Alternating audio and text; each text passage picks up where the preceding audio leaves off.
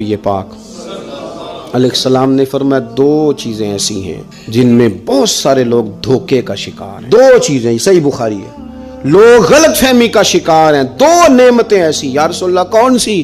فرمایا ایک تندرستی، ایک فرصت۔ لوگوں کو پتہ ہی نہیں ہمارے پاس کتنی بڑی نعمتیں ہیں۔ مجھے آج وقت ملا ہوا ہے، میرے پاس ٹائم ہے، میں درود پاک پڑھ سکتا ہوں، تلاوت کر سکتا ہوں، اللہ کو یاد کر سکتا ہوں، صدقات کر سکتا ہوں، کسی کی مدد کر سکتا ہوں، فرصت ہے۔ اور ایک صحت۔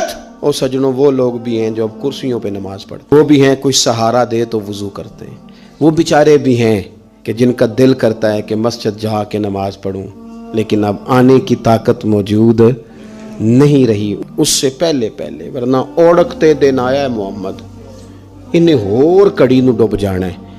اپنی ڈائری کو کھول لیں، اپنی ترجیحات طے کر لیں، تسلسل سے اس پر محنت کریں۔